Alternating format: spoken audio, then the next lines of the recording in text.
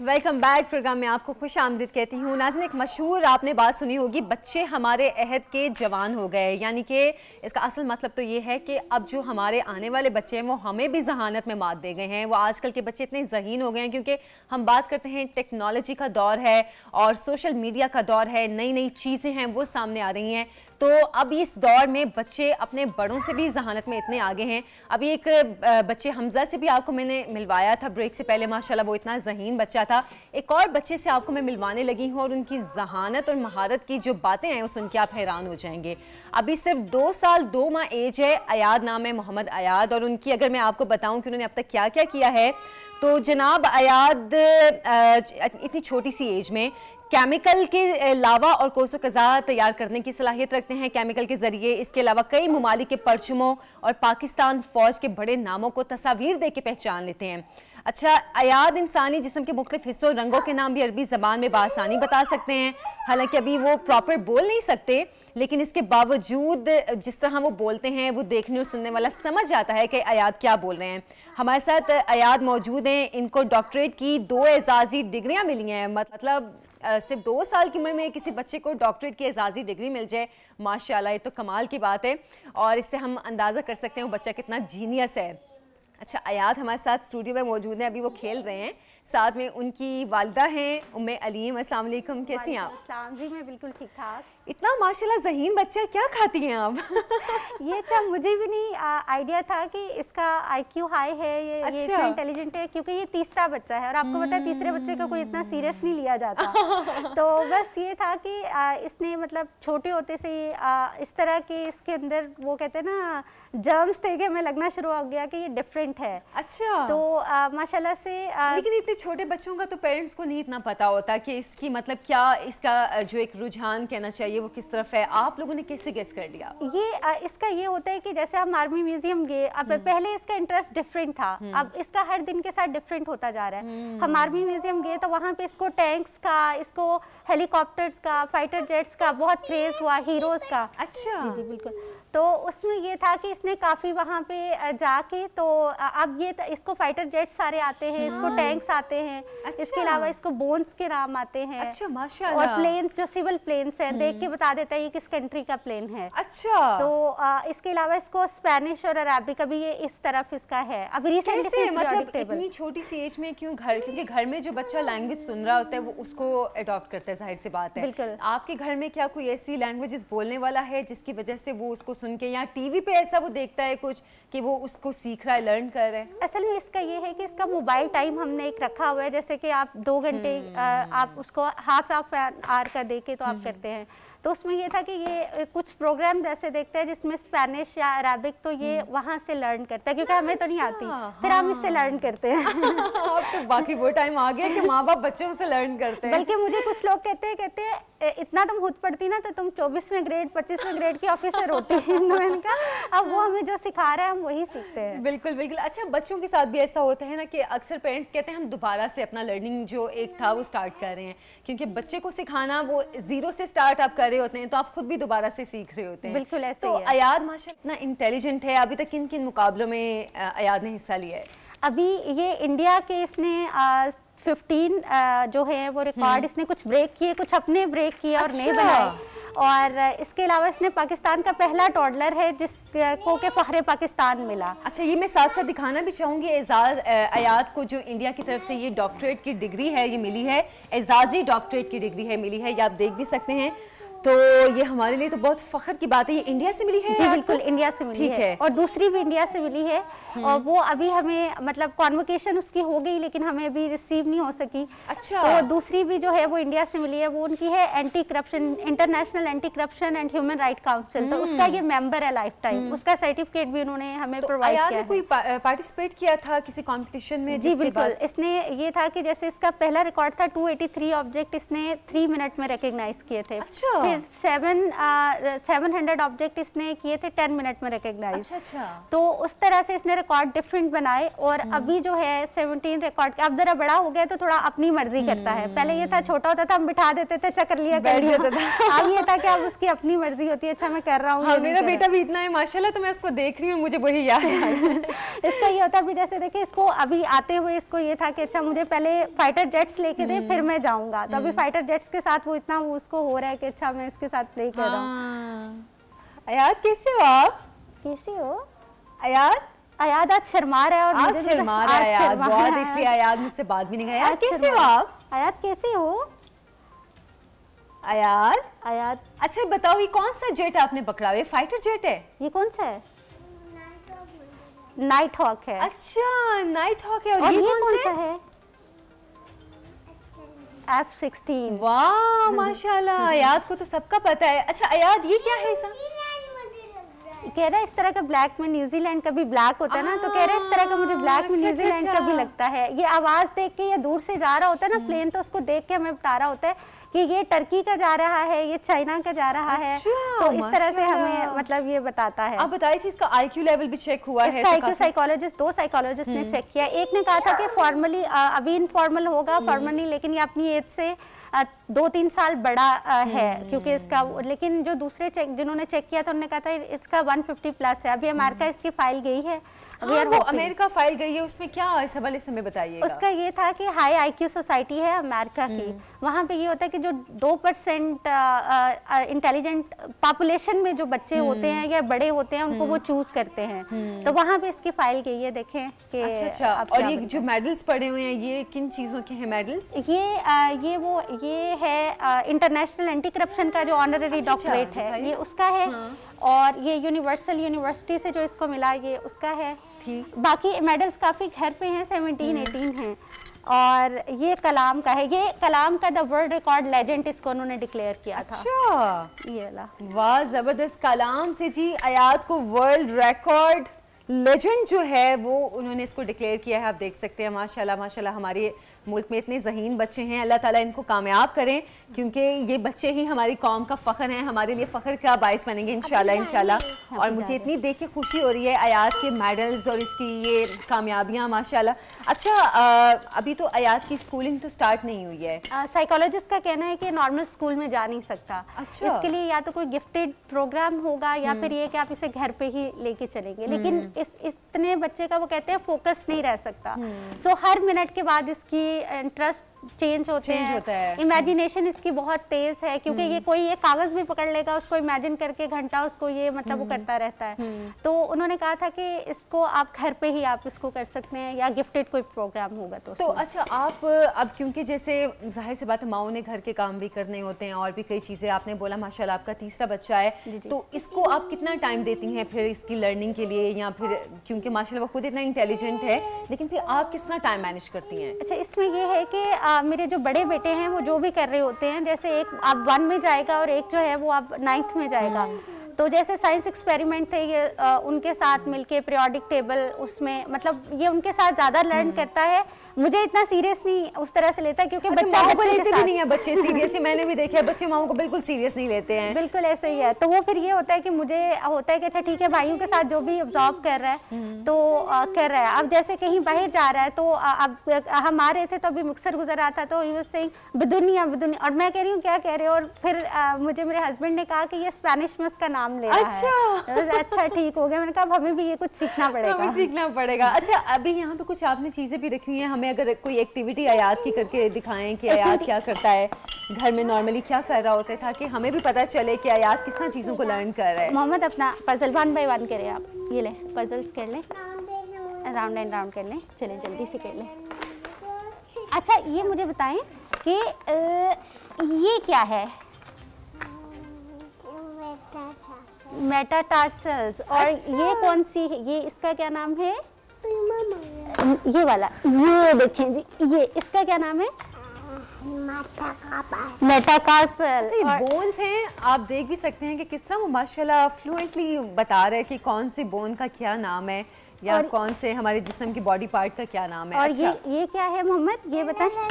अच्छा ये क्या, ये बताएं उनको, ये क्या है, ये क्या लग रहा है?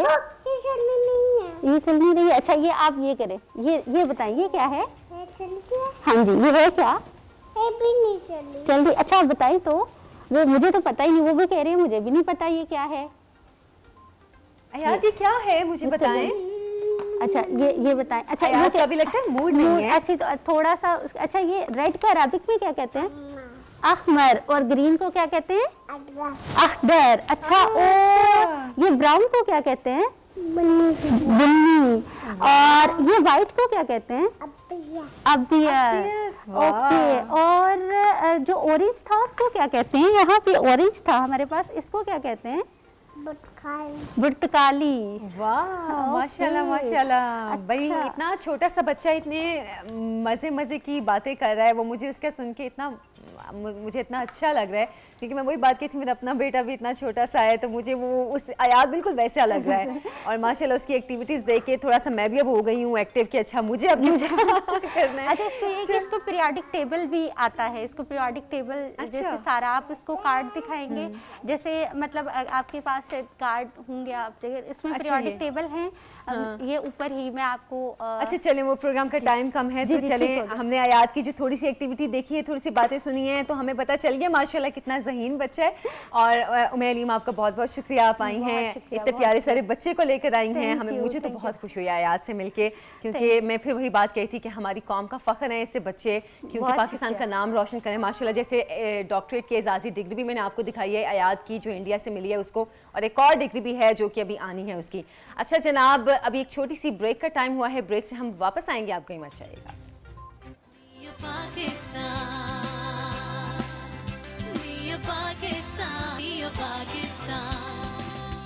Welcome back. प्रोग्राम में आपको खुश आमदीद कहती हूँ। नाज़रीन, खबर आप लोगों ने ज़ाहिर से बात है सुन ली होगी, सोशल मीडिया पर भी काफ़ी गर्दिश कर रही है कल से कि मुल्तान की अदालत ने कंदील बलोच कत्ल केस के जो मरकज़ी मुलजिम वसीम को बरी कर दिया है। और आपको पता है इस केस की हिस्ट्री के बारे में कि 2016 में कंदील बलोच को कत्ल किया गया था, फिर उसके बाद ये केस चला, उसका जो भाई था वो मरकज़ी मुलजिम था, उसको गिरफ्तार किया गया, उम्र कैद की सज़ा हुई उसको, लेकिन बाद में कई मामलात उठे जिसके बाद बहरहाल जो मुलजिम था वो भी अपने बयान से मुकर गया था। तो अभी इस मामले पर जो मुल्तान की अदालत ने उसको बरी किया है, ये मामलात अब किस तरफ जा रहे हैं, इस पर हम बात करेंगे। बैरिस्टर खदीजा सिद्दीकी हमारे साथ मौजूद हैं। अस्सलाम वालेकुम खदीजा, शुक्रिया आपके वक्त का। वालेकुम अस्सलाम, थैंक यू सो मच जी बुलाने का। अच्छा खदीजा, अभी जैसे कि ये मामला सामने आया है कि जो कंदील बलोच का मरकज़ी मुलजिम था वो अपने बयान से मुकर गया, अब उसके बाद उसको अदालत की जानिब से भी रिहा कर दिया गया है। इस तरह के मामलात में मुलजिम के, अब ख़ास तौर पर अगर हम वसीम की ही बात करें, उसके बरी होने के मामले को आप किस तरह देखती हैं? देखिए, इसमें हमें कानूनी पहलू को इस तरह देखना है कि जो हमारा कानून है वो इस चीज़ की इजाज़त देता है, क्योंकि जब हम स्पेशली जब हम लेटेस्ट कानून की बात कर लेते हैं, 2016 में अमेंडमेंट आई क्रिमिनल और एंटी ऑनर क्राइम्स के जो एक्ट आया, वो बिल्कुल कंदील बलोच के इस घिनौने वाक़ये के बाद, ऑनर किलिंग के बाद ही पास किया गया। हमारी पार्लियामेंट ने जो उसको पास किया, उसमें ये था कि अगर तो ये प्रूव नहीं हो सकता कि ऑनर किलिंग की है, तो अब जो है वो केसेस इस तरह लेकर आए जाते हैं अदालत में कि इसको साबित ही नहीं होने देना कि ऑनर किलिंग है, क्योंकि ऑनर किलिंग में कोर्ट के पास इतनी पावर्स हैं कि वो 25 साल की सजा देगी। मैंडेटरी उन्होंने कर दिया 2016 में, तो ये बड़ी खुशाइन चीज थी कि इसमें तो सजा होगी, और इसमें हुई सजा। लेकिन बाद में जितना मुझे लगता है, क्योंकि मैंने अभी जजमेंट नहीं पढ़ी, अगर तो मुल्तान हाई कोर्ट की जजमेंट ये कहती, इस बेस पे उन्होंने बरी किया है कि जो फादर है, जो कंदील बलोच का बाप है, उसने जो है वो राजीनामा कर लिया, उसने वो उसको बेसिकली एक तरह से बदले सुलह कहते हैं कि आप कानून उसकी इजाजत देता है कि ऑफेंस जो है वो कंपाउंड हो जाता है, इसमें माफी तलाफी की जो है ना थोड़ी सी मार्जिन वो दी जाती है। तो इसमें गालिबन वो हुआ होगा, इसमें जो भाई है कंदील बलोच का, उसने बाप से तरले किए होंगे, माफिया मांगी होंगी, या जिस तरह भी उसके बाप के दिल में कोई रहम आया, उसने कहा मुझे माफ कर दो। और फिर उसके बाद प्रोसिक्यूशन अगर ट्रायल के वक्त ये 100% ये साबित ना कर सके कि ये ऑनर किलिंग ही है, तो इसमें जो है वो मैंडेटरी सजा नहीं है। तो मुझे लगता है कि इसमें यही हुआ है कि उन्होंने जो है कंपाउंड कर दिया ऑफेंस परमिशन ऑफ कोर्ट के साथ, क्योंकि ऑनर किलिंग है तो इसमें जो हाई कोर्ट का जज है उसके पास डिस्क्रेशन थी कि वो ये इसको वो कॉम्पिटेंट समझता है इस माफी को कि नहीं, तो उन्होंने अपने जो रीजनिंग दी होगी जजमेंट में कि जी ये वजूहात है, इसकी वजह से ही इसको मैं मानता हूँ और ये बिल्कुल ठीक है, कंपाउंड हो गया, माफी खिलाफी इसमें हो गई है। अच्छा अच्छा खदीजा, आप भी इस तरह के मामलात से गुजरी, यहाँ पर भी हमला हुआ था, बल्कि आप पे तो जिस शख्स ने हमला किया उसको सज़ा भी हुई थी, लेकिन हम ये देखते हैं कि अक्सर ऐसे मामलात होते हैं, ख़ासतौर पर जो कत्ल के मामलात होते हैं, उसमें या तो जो मुलजिम है वो मुकर जाता है, अपने बयान से उस कत्ल से ही मुकर जाता है, या फिर सुलहनामा हो जाता है। ये वाली जो चीज़ें हैं ये कानूनी मामलात को किस तरह कमज़ोर करती हैं? देखिए, कानून एक केस ट्रायल अलग है बिल्कुल। मुल्जिम मीडिया पे क्या आके कहता है या कन्फेशन करता है, आउट ऑफ कोर्ट उसकी कोई रेलेवेंस नहीं होती। अगर तो ये मुल्जिम, जिस तरह अगर चले हम जाहिर जाफर की बात कर लेते हैं, अगर ये अदालत में आके, मैजिस्ट्रेट कोर्ट में आके कन्फेशन करे, जिसको हम 164 की स्टेटमेंट कहते हैं, तब उसकी वैल्यू होएगी। अगर वो आके मीडिया पे कह देता है या वो पुलिस के सामने कन्फेस कर देते हैं, उस स्टेटमेंट की कोई अहमियत नहीं है कानूनी तौर पे। तो मुकर जाना उनके लिए, उनका राइट टू डिफेंस, जिसको हम राइट टू फेयर ट्रायल कहते हैं, आर्टिकल 10 हमें कानून कॉन्स्टिट्यूशन का देता है। तो उनको जिस तरह उनके वकील जो है वो उनको सजेस्ट करेंगे या केस बनाएंगे, उनको वैसे ही करना है। वो मुकरेंगे ही, वो मानेंगे नहीं कभी भी आके, क्योंकि वो नहीं चाहेंगे कि उनको सजा मिले। अगर थोड़ा सा भी रिमोर्स हो, थोड़ा सा भी गिल्ट हो, तो वो नदामत जो है वो मुझे लगता है मॉरली अगर बात की जाए तो वो चेहरे पे नजर आती है। लेकिन ये हमने अपनी सोसाइटी में एक अलमिया हमारा ये है कि चाहे जाहिर जाफर हो, चाहे जिस कदर भी घिनौने वाकयात करने वाले ये जो मुल्जिम है या जिनको सजा हो जाती है वो मुजरिम बन जाते हैं। जिस तरह ये जो मुजरिम है जो जिसने कंदील बलोच का कत्ल किया था, जो अपना ही भाई था, उनकी शक्ल पे किसी किस्म की नदामत नहीं थी, कोई रिमोर्स नहीं था। तो उन्होंने अदालत में कभी इकरार जुर्म नहीं किया, उन्होंने कभी कन्फेशन नहीं किया। जो इकरार जुर्म अदालत में होगा उसकी वैल्यू होगी, जो उसके बाहर होगा उसकी कोई वैल्यू नहीं होगी, अनलेस अनटिल वो वीडियो एविडेंस है और प्रूव नहीं की जाती ट्रायल में, और हर चीज जो लीगल फॉर्मेलिटीज पूरी नहीं होती। अच्छा, अभी आप जाहिर जाफर का भी जिक्र कर रही हैं, लेकिन जाहिर जाफर ने भी जाहिर शुरू में बयान दिया था, उसने कन्फेस कर लिया था कि उसने नूर मुकद्दम को कत्ल किया था, लेकिन बाद में, बल्कि अब आके वो इस मामले से मुकरना शुरू हुआ है। लेकिन अदालत में तो उसका बयान गया था कि उसने नूर मुकद्दम को कत्ल किया था। अब इस तरह के बयान से अगर मतलब मुल्जिम जो मुकर जाते हैं, उसके बाद जो पहला बयान था, क्योंकि बाद में उसने कहा कि मैंने नहीं मारा, जो पहले बयान की हैसियत फिर क्यों नहीं रहती है? पहला बयान क्यों कमजोर हो जाता है? क्योंकि पहला अदालत के जज के सामने नहीं दिया था उसने।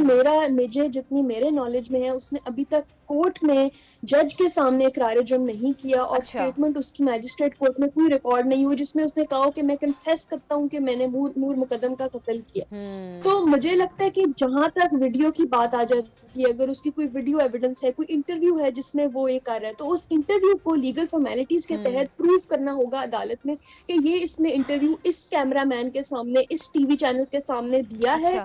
जिसने वीडियो बनाई है वो भी जाएगा, वो भी उस अदालत में अपनी गवाही देगा कि ये इसने मेरे सामने दिया था। तो ये वाले सारे प्रोसीजर्स हैं जो उस वीडियो एविडेंस को प्रूव करने के लिए हमारा कानून देता है।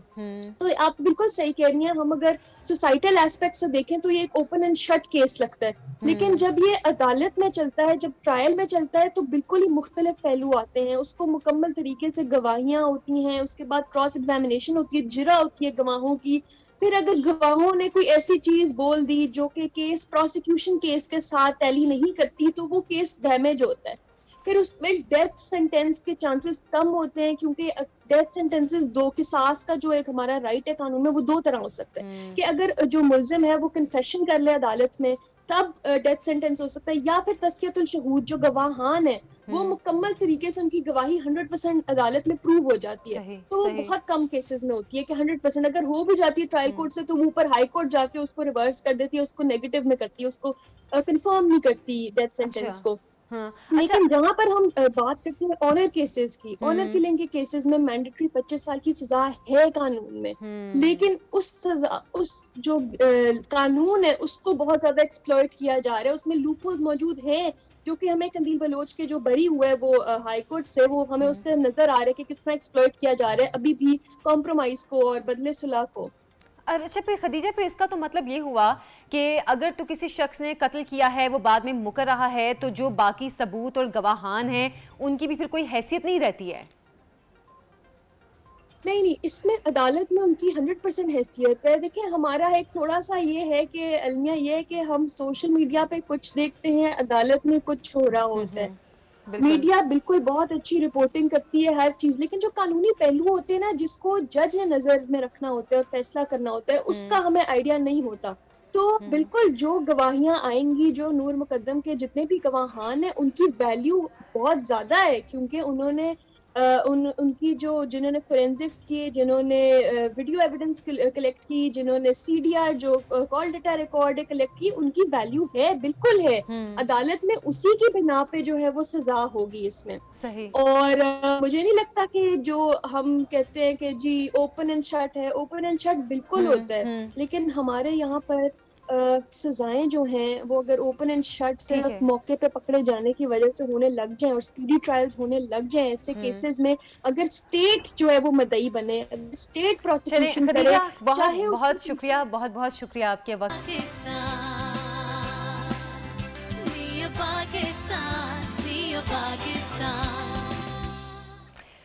है और भी सुखनवर दुनिया में अच्छे, कहते हैं गालिब का है अंदाज़े बयां। और शायद मैंने शेर थोड़ा आगे पीछे कर दिया हो, लेकिन बहरहाल आज मिर्ज़ा असदुल्ला खान गालिब साहब की बरसी है, 153 में उनकी बरसी है। उनके हवाले से एक रिपोर्ट तैयार की है, आपको दिखाते हैं। अच्छा तो जनाब, अभी कुछ मुल्की सियासत की अगर हम बात कर लें तो गुज़श्ता कुछ दिनों से आप लोग भी देख रहे हैं कि मुल्की सियासत में काफ़ी हलचल मची हुई है। मतलब एक तरफ अपोजिशन है जो कि तहरीक अदम एतमाद शुरू करने जा रही है, लाने जा रही है वज़ीर आज़म के खिलाफ, और दूसरी जानिब हुकूमत है वो कहती है हमें कोई फ़र्क नहीं पड़ता। अच्छा, इस सिलसिले में अभी गुज़श्ता दिनों में हमने ये भी देखा कि किस तरह शहबाज शरीफ वो गए थे काफ लीग से मुलाकात के लिए, काफ लीग की सीनियर क़यादत से मुलाकात के लिए। चौधरी परवेज़ इलाही और चौधरी शुजात हुसैन से उन्होंने मुलाकात भी की। वैसे तो कह रहे थे कि सिर्फ चौधरी शुजात हुसैन साहब की जो क़यादत है वो करने गए हैं, लेकिन जाहिर सी बात है सबको पता था कि इस सिलसिले में पस मंज़र क्या है, क्योंकि इस वक्त हुकूमत जो अपोजिशन है वो ये चाह रही है कि किसी तरह हुकूमती इत्तेहादियों को भी अपने साथ मिला लें, ताकि हुकूमत के ख़िलाफ़, वज़ीर आज़म के ख़िलाफ़ जो एक तहरीक अदम एतमाद शुरू करने जा रहे हैं, लाने जा रहे हैं, उस सिलसिले में उनको आसानी हो। लेकिन इस पे जो हमने ये भी देखा कि काफ़ली की जानिब से अच्छा इस्तकबाल किया गया, उनको अच्छी तरह वेलकम किया गया और अच्छी तरह उनकी खातिर तवाज़ो भी की गई। लेकिन काफ़ली की जानिब से ये कहा जा रहा है कि हम बिल्कुल भी इस तरह की किसी भी किस्म की तहरीक अदम एतमाद में अपोजिशन के साथ नहीं हैं। यानी कि अगर हम ये देखें कि इस वक्त हुकूमत के जो इत्तेहादी हैं वो उनके साथ जम के खड़े हैं, तमाम ना भी हों लेकिन बहरहाल कुछ इत्तेहादी इस वक्त हुकूमत के साथ खड़े हैं, तो गलत नहीं होगा। क्योंकि मोनिस इलाही ने भी गुज़श्ता रोज़ जो एक तकरीब से वो खिताब कर रहे थे, उसमें भी उन्होंने कहा वज़ीर आज़म को घबराने की ज़रूरत नहीं है, उनके तमाम इत्तेहादी उनके साथ जम के खड़े हैं। तो इस पर वज़ीर आज़म ने कहा कि तहरीक इंसाफ घबराने वाली नहीं है क्योंकि उनकी ट्रेनिंग ऐसे हुई है। लेकिन बहरहाल कुछ टेंशन तो चल रही है, और जैसे कि लंदन से भी खबरें आ रही हैं कि साबिक वज़ीर आज़म नवाज़ शरीफ वो आने वाले हैं, लेकिन वो किस तरह आएंगे और उसके बाद जो सियासत का रुख है वो क्या किस तरफ जाएगा, क्या रुख इख्तियार करेगा, वो थोड़ा सा अभी भी पर्दे के पीछे है। अभी तक इतना वाज़े नहीं हुआ कि नवाज़ शरीफ के वापस आने के बाद क्या रुख इख्तियार करती है सियासत। लेकिन अभी तक तो अपोजिशन भी काफ़ी मुतहरिक है और हुकूमत भी अपनी जगह बयानबाजी में काफ़ी मुतहरिक है कि हमें कोई फ़र्क नहीं पड़ता, आप लोग जो मर्ज़ी कर लें। अच्छा, इससे जो थोड़ा सा अपोजिशन के बाकी इत्तेहादी, हुकूमत के बाकी इत्तेहादी जो हैं वो कुछ बाकी जमातों से भी मिल रहे हैं। जैसे हमने MQM को देखा, वो भी ANP से मुलाकात के लिए गए थे पेशावर, और उसके बाद जो दीगर जमातें हैं वो भी कहीं ना कहीं मुलाकातें कर रही हैं। तो ऐसा लगता है कहीं ना कहीं कि शायद हुकूमत को अब टफ टाइम मिलने लगा है, कहीं ना कहीं शायद ये हुकूमत जाने वाली है। लेकिन हुकूमत की जानिब से तो बिल्कुल ऐसे कॉन्फिडेंस से कहा जा रहा है कि हमें कोई फ़र्क नहीं पड़ता, हुकूमत भी और फ़ौज भी और तमाम जो इत्तेहादी हैं वो सब एक ही पेज पर मौजूद हैं। तो बहरहाल अभी मुल्की सियासत क्या रुख इख्तियार करती है, सबकी नज़रें इस पर लगी हुई हैं।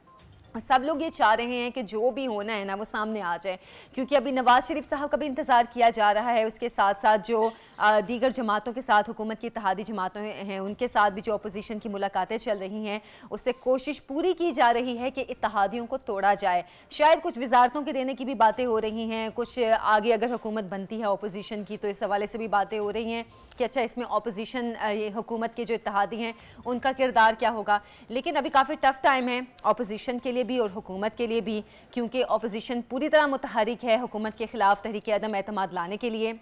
और जैसे कि मौलाना फजल रहमान भी कह रहे थे कि आईनी तरीके से अब हम वज़ीर आज़म को हटाएंगे। अब आईनी तरीके से हटाने के लिए उनको कितनी तगोदौड़, कितनी मेहनत और कोशिश करनी पड़ेगी, ये हम सबको भी नज़र आ रहा है, क्योंकि अगर इत्तेहादी उनके साथ नहीं आते हैं तो उसके बाद उनको यकीनन कुछ मुश्किल तो होगी। और उसके बाद जो उनका एक लॉन्ग मार्च का प्लान है, एक धरना देने का प्लान है, वो उसके बाद की बातें हैं। अभी जो सूरत हाल चल रही है इस पर हम बात करेंगे। सीनियर तज्जियाकार अम्मार मसूद साहब हमारे साथ मौजूद हैं। अस्सलाम वालेकुम अम्मार साहब, प्रोग्राम में खुश आमदीद कहती हूँ आपको। वालेकुम अस्सलाम। अच्छा अम्मार साहब, अभी जो हम देख रहे हैं कि हुकूमत और अपोजिशन दोनों इस वक्त कहीं ना कहीं मुतहरिक हैं, किस तरह देख रहे हैं आप इस सिचुएशन को? अच्छा देखिए, ये जो कुछ भी हो रहा है ये बहुत जल्दी में हो रहा है और हमें तवक्को नहीं थी कि ये इतनी जल्दी हो जाएगा। आपको याद होगा एक दफ़ा इमरान खान साहब ने कहीं कोई कुरान अंदाजी की थी जिसमें 22 करोड़ लोगों ने शामिल होना था। उसके बाद उन्होंने 5 पर्चियां निकाली थी, तो वो 5 पर्चियां जिन लोगों की निकली वो उसी ग्राउंड में मौजूद थे। जी बिल्कुल, तो बड़ी हैरान कुन बात थी। इसी तरह का ये वाकया हो रहा है कि अभी तो बात की जा रही है तहरीक अदम एतमाद की, और आप देखिए कि लाहौर में जरदारी साहब भी मौजूद हैं, बिलावल साहब भी मौजूद हैं, शहबाज शरीफ भी वहीं पे हैं, मुस्लिम लीग काफ भी वहीं पे आ गई है, MQ भी आ गई है, और सारे इकट्ठे होकर एक ही मौजू पर गुफ्तगू उन्होंने शुरू कर दी है। और इससे यूं लगता है कि गुफ्तगू ना सिर्फ आगे तक जा रही है बल्कि मामलात कुछ संजीदा होते नजर आ रहे हैं। अच्छा। हमें इस बात का इदराक होना चाहिए कि अगर इन सियासी जमातों को इनका अपना हक़ राय ही आज़ादाना तौर पर इस्तेमाल करने की इजाज़त दे दी जाए तो फिर तो ये बहुत आसानी के साथ तहरीक अदम एतमाद कामयाब कर लेंगे। लेकिन जैसे कामिल अली आगा साहब ने बयान दिया मुस्लिम लीग काफ के, उन्होंने कहा कि बात ये है कि मतला अभी अब आलूद है और कुछ दिनों तक सिचुएशन का पता चलेगा।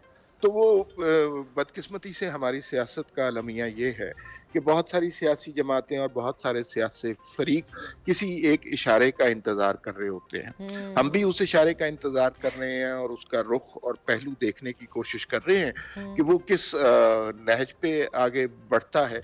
और लेकिन ये बात बड़ी वाज़ेह है कि अगर तो वो इशारा मिल गया तो फिर तहरीक इंसाफ के बहुत सारे लोग और उनके इत्तेहादी जमातें हुकूमत को फौरी तौर पर छोड़ जाएंगी। अच्छा। उसकी बुनियादी वजह ये है कि लोग जो हैं, जो इस हुकूमत की कारकर्दगी है और जो महंगाई का आलम है, उस जिम्मेदारी को अपने सर नहीं लेना चाहते। और अगला इलेक्शन, चूंकि कॉन्स्टिट्यूएंसी पॉलिटिक्स और तरह की पॉलिटिक्स होती है, लोगों ने अब टिकट लेने हैं, अगला इलेक्शन जीतना है और उन्हें ये अंदाजा हो गया है कि ना वो PTI के इत्तेहादी बनकर अगला इलेक्शन जीत सकते हैं, ना वो PTI के टिकट पर अगला इलेक्शन दे सकते हैं। इस वक्त सबसे हॉट केक जो है पंजाब में और दीगर पाकिस्तान के इलाकों में वो मुस्लिम लीग नून का टिकट है।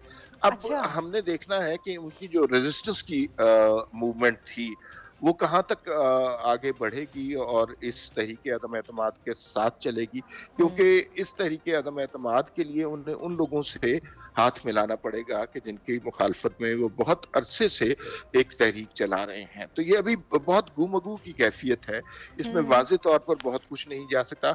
मुझे सारे लोग जमा हो रहे हैं, लेकिन इसके अंदर एक मसनूइयत का पहलू भी है।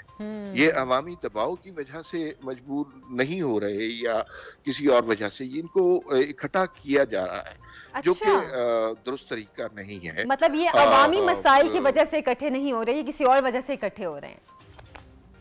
जी बिल्कुल, वो मतलब अब तो उस बात में कोई बाक रहा ही नहीं है। लोग बड़े वाज़े तौर पर ये बात कर रहे हैं कि मतलब जब वो कहते हैं कि हम हुकूमत के साथ नहीं है, रियासत के साथ हैं।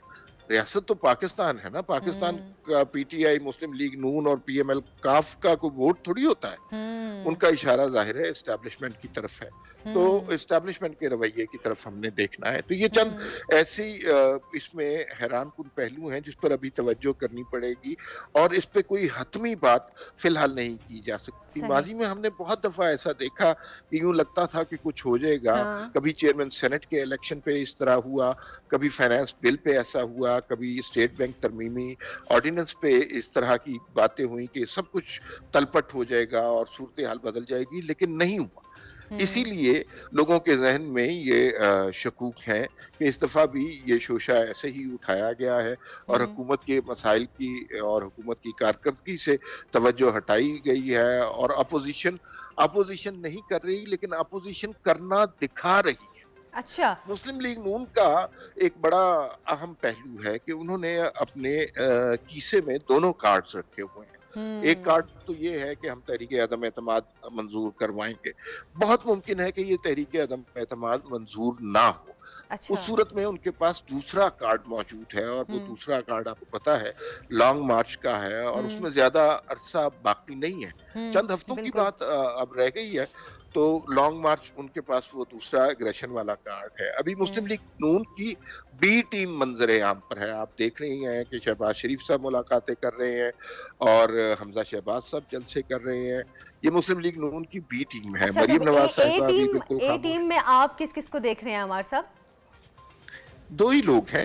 एक तो मरियम नवाज साहिबा जब बोलना शुरू करेंगी और नवाज शरीफ साहब अपने उसी स्टांस पर आ जाएंगे कि वोट को इज्जत दो, तो फिर वो ए टीम निकलेगी। वो मेरा ख्याल है इस तरीके अदम एतमाद के नताइज को देख रहे हैं, और अगर ये नाकाम होती है तो फिर वो अपने असली नैरेटिव पर वापस आ जाएंगे।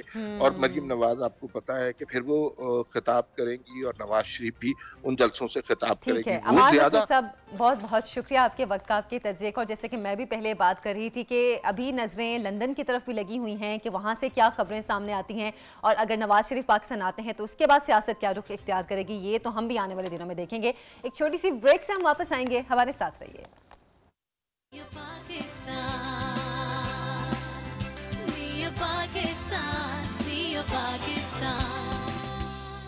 Welcome back. प्रोग्राम में आपको खुश आमदीद कहती हूँ। जनाब, हम बचपन में एक ड्रामा बहुत शौक से देखते थे, अल्फा ब्रावो चार्ली, और मेरा ख्याल है पाकिस्तान की हिस्ट्री का मशहूर तरीन ड्रामा था। और उस ड्रामे की कुछ क्लिप्स ऐसे भी थे जो कि आज तक अगर हम सोशल मीडिया पे कहीं पे कोई पेज वैसे ही खोल लेना तो उसके क्लिप्स कुछ हैं वो भी चल रहे होते हैं। इतना मज़ेदार वो ड्रामा था। ठीक है, आर्मी को भी रिप्रेजेंट किया गया, लेकिन साथ साथ जो एक आम शख्स था जो कि आर्मी में जाता है, वहाँ का लाइफस्टाइल जो उसका होता है, उस चीज़ को दिखाया गया, और लोगों ने इस चीज़ को बहुत एंजॉय किया, बहुत ज़्यादा। मेरा ख्याल है अब तक जितने भी ISPR की तरफ से ड्रामे बने हैं या आर्मी की तरफ से ड्रामे बने हैं, उनमें सबसे ज़्यादा जो पसंद किया गया ना वो अल्फा ब्रावो चार्ली को किया गया, क्योंकि हम लोग खुद भी जिस दिन लगना होता था ड्रामा ना, हम शौक से बैठ के सारे बच्चे घर के देखते थे, अच्छा आज अल्फा ब्रावो चार्ली लगना है।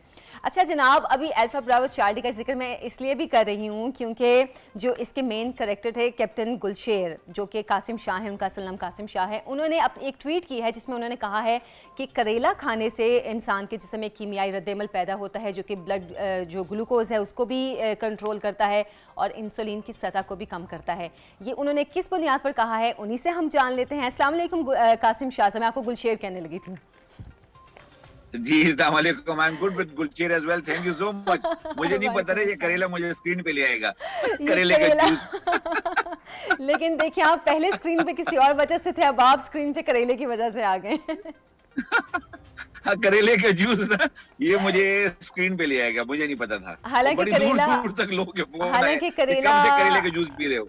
अच्छा कासिम शाह साहब, हालांकि करेला हमारे बहुत से लोगों को पसंद नहीं है, उसकी कड़वाहट लोगों को पसंद नहीं आती, लेकिन आपने कहा है कि करेले से जो ब्लड इंसुलिन है उसको कंट्रोल करने में मदद मिलती है। साथ साथ आपने कद्दू के जूस के हवाले से भी कहा है कि वो भी जलन को कम करने के लिए मुफीद है।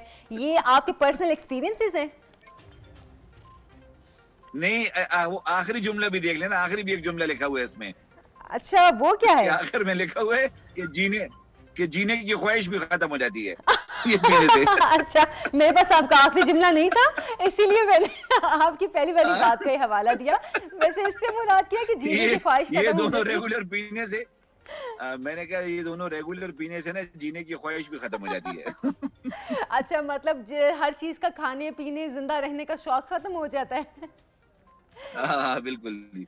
तो सबको मेरी तरफ से सलाम और एक खूबसूरत सुबह सबको मुबारक हो। बहुत बहुत शुक्रिया। अच्छा, वैसे सीरियस नोट पे आपने क्या इसका पर्सनल एक्सपीरियंस किया है जिसकी वजह से आपने इसकी जो फायदा, इसकी अफादियत है उस पर बात भी की है? लास्ट जुमले से हटके, लास्ट जुमले से हटके। हाँ, कुछ दिन पीने की कोशिश की, उसके बाद मेरी तबीयत साफ हो गई। ये बड़ा मुश्किल है। फिर मैं आखिरी जुमले पे पहुंचने लगा था, फिर मैं कहनी इसको छोड़ ही देता हूँ। अच्छा, काम की चीज वैसे मतलब आपने लोगों ने दूसरे को एक्सपेरिमेंट जिसने किया ना तो उनको बड़ा फायदा हुआ था। अच्छा अच्छा। इसका टेस्ट जो है ना वो रिटार्डिंग फैक्टर है। इसका टेस्ट जो है वो टेस्ट अच्छा। इतनी कड़वाहट है ना कि वो मैं क्या बताऊँ आपको। अच्छा, मगर ये कि है बड़ी मजेदार चीज, आप पियेंगे तो वाकई बने को फर्क पड़ता है। मतलब तबीयत साफ हो जाएगी फिर मेरी भी। वैसे वैसे फौजियों की तो जिंदगी बड़ी रफ एंड टफ होती है, तो आपको तो ये बड़े आराम से पी लेना चाहिए था। नहीं, वो अब बाहर से टफ होती है ना, अभी अंदरून का उससे क्या काम है। अच्छा अच्छा, अंदरून मतलब के क्या कसूर है। मैं वही कह रही थी कि फौजियों के हवाले से तो हम तो यही सुनते हैं कि बड़ी रफ एंड टफ लाइफ होती है, खाना पीना भी हर किस्म का कर लेते हैं और लाइफस्टाइल भी उनका बड़ा रफ एंड टफ होता है जब वो ट्रेनिंग पे हों या फिर अगर किसी मिशन पे गए हों। तो अभी करेले के जूस ने आके लगता है वो सारी जो एक रफ एंड टफ वाली लाइफ थी उसको निकाल दिया। नहीं, पता क्या है, वैसे नाशुक्री नहीं करनी चाहिए, but we have enough trouble even without it. कहते हैं ना, करोले के अलावा भी बड़े बड़े रोले हैं जिंदगी में, तो ये अच्छा, करोले की अच्छा। कमी रह गई थी करेले की, वो भी शुरू कर दी है। अच्छा, तो है बड़ा कड़वा वैसे। वैसे तो मैं डॉक्टर्स तो दोबारा कहते स्टार्ट हैं, कर रहा हूँ वैसे। वैसे डॉक्टर्स तो कहते हाँ हैं जी, कासिम मैं शाह दोबारा साहब की स्टार्ट कर करेले रहा हूँ। का जूस जो है काफ़ी फ़ायदेमंद है और ख़ासतौर पे कद्दू के हवाले से तो ये भी कहते हैं कि नबी पाक सल्लल्लाहु अलैहि वसल्लम की पसंदीदा सब्जी भी थी, तो फ़ायदा तो जाहिर से बात है जी इन बिल्कुल। चीज़ों का है। और अगर आप जैसे लोग इस तरह की ट्वीट करके फिर बाद में अगर नीचे ये भी कह देंगे कि ज़िंदगी की ख्वाहिश भी ख़त्म हो जाती है, तो फिर लोग तो बिल्कुल भी इस तरफ नहीं जाएंगे। नहीं नहीं नहीं नहीं, वो जो आपने अल्लाह के नबी का हवाला दे दिया, फिर तो मैं चुप हो जाता हूँ ना। ये तो बेस्ट चीज है, फिर तो इसमें तो शक शुबे की गुंजाइश निकल जाती है। मगर बहरहाल है सही इस तरह, तो हमें उस पे तो यानी बाकी इसका टेस्ट जो है ना, टेस्ट अलग चीज है, मतलब फायदे तो है ना इसके। अच्छा, आप अभी जैसे कह रहे थे कि कुछ लोग कर रहे थे उनको भी फ़ायदा हुआ, आपने किसी से ये इंस्पिरेशन ली थी इसको पीने की या फिर आपने लोगों को इंस्पिरेशन दी थी कि इसको इस्तेमाल करें? नहीं, मुझे इंस्पिरेशन मिली थी कि ये ट्राई करें, बहुत फायदे की चीज है। तो फायदा तो मुझे बाद में नजर आएगा, मैं जो कड़वाहट है ना उसमें तो गुजर रहा हूँ मैं।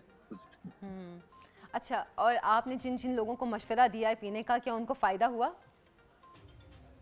ट्विटर पे बड़े लोग के मुझे डीएम्स आ रहे हैं अच्छा। कि ये किस काम पे लगा दिया, मैं किस काम पे लगा दिया है। अच्छा। वो मुर्तजा वहाब साहब नहीं है कराची के, हाँ। उन्होंने भी इस पे ट्वीट की है कि मुझे फायदा बड़ा हुआ है। तो अच्छा, उन्होंने कहा कि वो आखिर में ना लास्ट जुमला पढ़ ले जरा।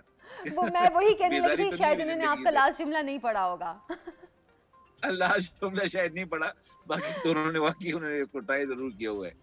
सही। अच्छा, उन्होंने करेला और कद्दू का जूस ट्राई कर लिया, बस आखिरी जुमले पे आते आते उनको बाद में पता चला कि असल इसका जो मायने था वो क्या था।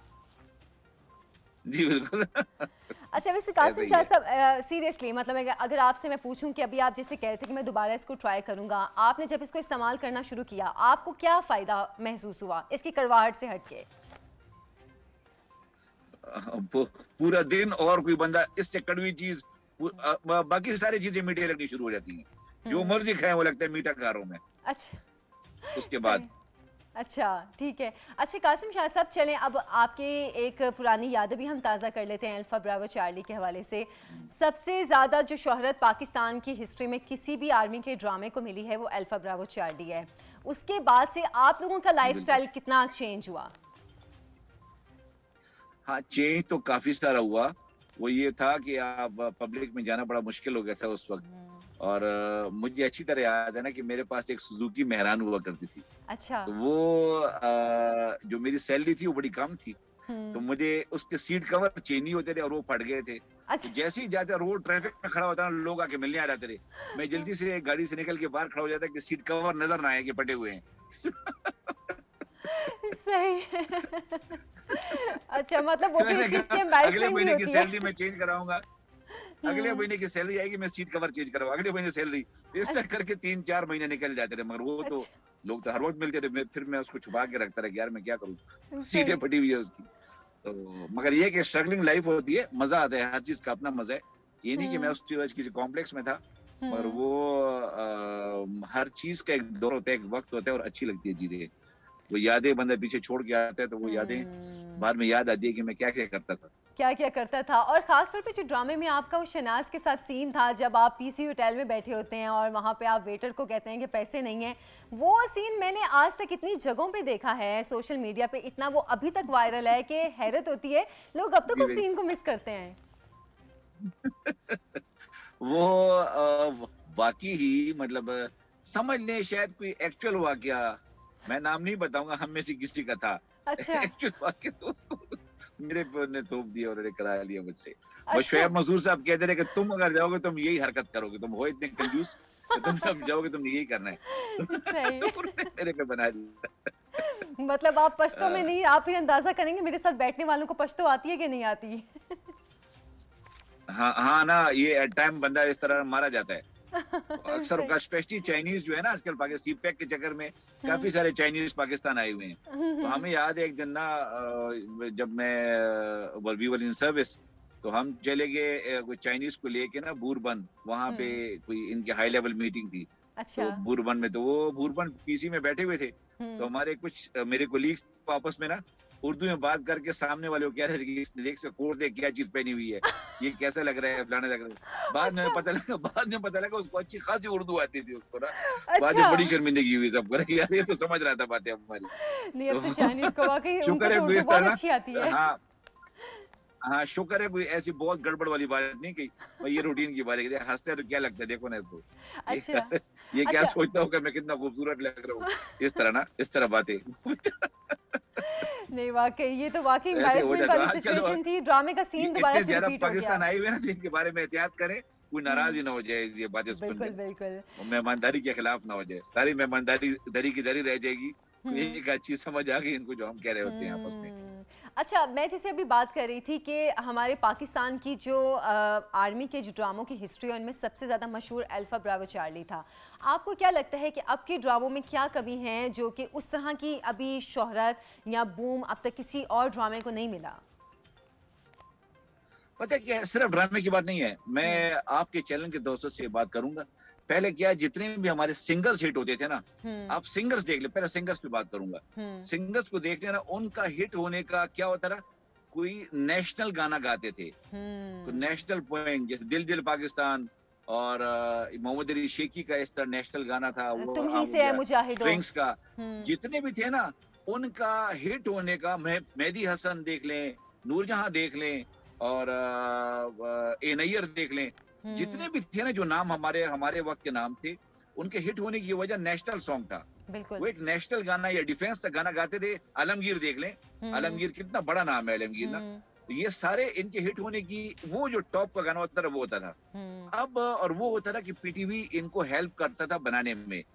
अब अगर उस बेचारे ने खुद सेट भी अरेंज करना है, सब कुछ करना, तो मैं रिक्वेस्ट करूंगा प्राइवेट चैनल से कि वो इनकरेज करें, जो नए सिंगर्स आ रहे हैं, कुछ आ रहे हैं, कि उनको नेशनल गाना एक जरूर गवाए और वही उसकी पहचान बन जाती है। फिर बाकी एल्बम फिर बिकती है उसकी।